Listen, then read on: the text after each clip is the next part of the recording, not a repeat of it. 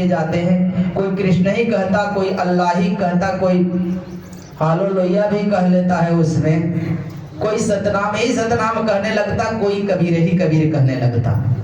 हम ये बात नहीं कह रहे हैं।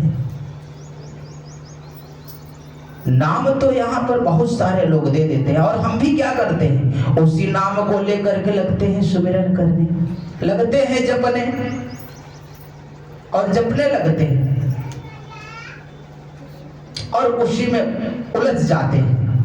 तो उसको जपने से आपको जरूर कुछ मिलता है, मैं नहीं कहता हूं कि नहीं मिलेगा, मिलता। लेकिन क्या करते हैं हम, जब वो नाम जपते हैं तो साहब भी कहते हैं कि जपना चाहिए, गुरुओं से नाम लेकर के जपना चाहिए, ऐसी बात नहीं है।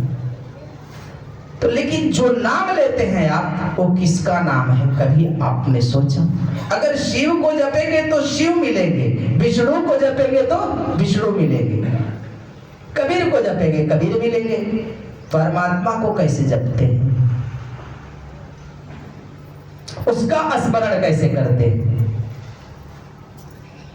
क्योंकि कबीर साहब पहले ही कह देते हैं कि अवधु निरंजन जाल पसारा। तो कैसा जाल? तो कहते स्वर्ग पताल रचियो महिमंडल, तीन लोक विस्तारा। कहे कि पहले तो वो तीन लोकों की रचना किया, और उसके बाद में क्या किया? तो कहते हरिहर ब्रह्मा को प्रकटाए, अर्थात त्रिदेवा को उत्पन्न करता है, और उनको इस जगत के संसार के सभी जीवों का भार दे देता है, और फिर उसके बाद वो अपना साम्राज्य चलाता है तीनों लोगों का। और जो तीनों लोगों का साम्राज्य चलाता है, हम उसी से अपना उद्धार की चेष्टा भी करते हैं कि हम इसी का स्मरण, क्योंकि जब कहीं भी ये तीनों लोगों में हम जाते हैं तो ये कहीं देवी देवता ईश्वर अवतार इन्हीं के नाम का स्मरण करने के लिए हमें दे दिया जाता है, दूसरे का नहीं, किसी परमात्मा का नहीं। और परमात्मा का नाम क्या हो सकता, कैसे उसका स्मरण करते हैं?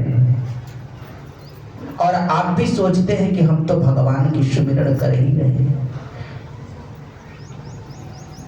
यहां तो भगवान ऐसे सभी हैं, ऐसा लग रहा कि कोई भगवान नहीं है। यहां हर मूर्त भगवान दिख रहा है, लेकिन जिस भगवान के हाथ से आप आ गए उसका स्मरण कैसे करते हैं? अब किसका? तो हम सबसे ये निरंजन कहां से उत्पन्न हुआ, तो थोड़ी सी मैं आप ये बातें बता देता हूं। क्योंकि सदगुरु कबीर साहब कहते हैं कि जिस परमात्मा को आप जानने की चेष्टा करते हैं, उसका कौन सा रूप, कौन सा रेखा है, कहां का वह रहने वाला है, कहां का रहिवासी है? यहाँ तो इलाहाबाद में प्रयाग में कुंभ लगा था, वहां तो गोता लगाया है ना? हाँ? कुंभ में गोता लगाए, वहां के कुंभ में कैसे गोता लगाए? बाहर का कुंभ दिखाई पड़ गए थे। वो तो पंडित जी हमको मिले थे, थोड़ा सा गए थे सोनन में, तो पंडित जी मिले तो कहे कि महाराज जी कुंभ तो हम नहाइए आए, लेकिन हम कहे कि क्या हुआ महाराज, कुंभ नहा लिए तो सारे पाप तो बह ही गए होंगे। हाँ, सारा पाप तो धुल ही गया होगा, कुंभ नहा लिए तो पाप तो बचे नहीं। कहे कि महाराज जब से नहा कर आए थे में पूरी खजुली हो गया है।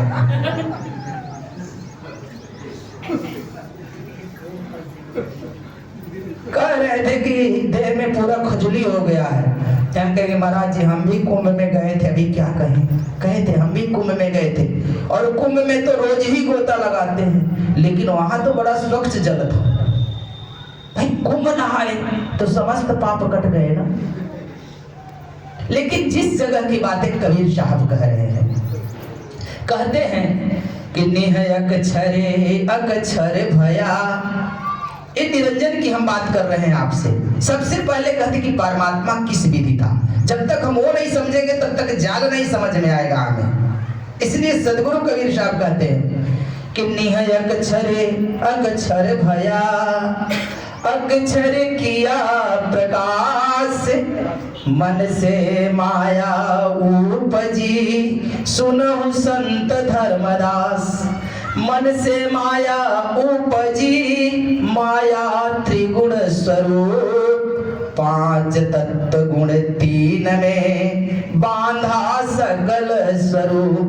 तो कहते हैं कि उस समय में वो परमात्मा किस विधि था, जब इस जगत के 84 लाख योनि नहीं होगा। थोड़ा सा विचार करिएगा आप सभी लोग इस पर, कि जब 84 लाख नहीं योनि होगा तो यहां पर तो कोई पशु पक्षी, कोई जीव जंतु नहीं होगा, कोई भी नहीं होगा। और जब 84 लाख योनि नहीं होगा तो समझ लीजिए कि पृथ्वी भी नहीं थी। और जब पृथ्वी नहीं थी, चंद्र नहीं थे, सूर्य नहीं थे, तारागण नहीं थे, उस समय में दिन रात भी नहीं होगा, तो कोई पाप भी तो करने वाला नहीं होगा। उस समय में परमात्मा किस विधि था, इसका जरूर विचार करिएगा। जब तक हम इसका विचार नहीं करते तब तक हम निरंजन के बारे में नहीं समझ सकते या निरंजन से ऊपर नहीं उठ सकते। हुआ है साहब कहते हैं कि उस दिन जब उस जीव, सभी जीव जब उस परमात्मा के यहां मौजूद था, तो कहते हैं कि जहिया जन्म मुक्ता हता, उस दिन सभी जीव मुक्त थे, मुक्ति किसी से मांगनी नहीं थी। उस दिन सभी जीव उस परमात्मा के साथ आनंदित ही थे। उसी को गोस्वामी जी कहते हैं कि जब से जीव भया संसारी, तो जब पहले था तो वहां पर आनंदित था उस परमात्मा के साथ, लेकिन जब संसार में आ गया तो इसको सुख दुख का बंधन लगा हुआ है और तब से ये 84 लाख योनियों में भटकता है। इसलिए साहब कहते हैं कि जहिया जन्म मुक्ता हता तहिया हता न कोई, तहिया न यहाँ पर पाप था, न पुण्य था, न स्वर्ग था, न नरक था, न जम लोक था, न भुवर लोक था, न साकेत लोक था, न वैकुंठ था। तब उस दिन क्या था, तब उस समय में क्या था? तो कहते हैं, वही कह रहे हैं साहब कि जहिया जन्म मुक्ता हता तहिया हता न कोई, छठी तुम्हारी हो जगी तू कहां चला भिगो, कहीं और के रहने वाला और यहां आ गया, तुझे भूल बंधन पड़ गई। रहने वाला कहीं और का था और यहां पर आकर के बताने लगा कहीं और का। रहिवासी था परमात्मा लोक का और यहां आया तो ऐसे जाल निरंजन ने पसार कर रखा है इस संसार में कि तुम्हारी इच्छाएं उसे तो तुम भूल ही गए और तुम्हारी आंतरिक इच्छा हो गई कि मैं स्वर्ग में जाऊंगा, मैं वैकुंठ लोक जाऊंगा, मैं जनलोक जाऊंगा, मैं भुवर लोक जाऊंगा, मैं गौलोक जाऊंगा, मैं साकेत लोक जाऊंगा। ऐसे लोक आदि की यहाँ के जीव चिंतन मनन करने लगे। इसकी चिंतन मनन करने के कारण ही माया अपनी राज सत्ता जमा कर रखी जीवों पर, क्योंकि तुम उसी के लोक की चिंतन करते हो, परमात्मा लोक की नहीं, कि जहां से ये जीवात्मा बिछुड़कर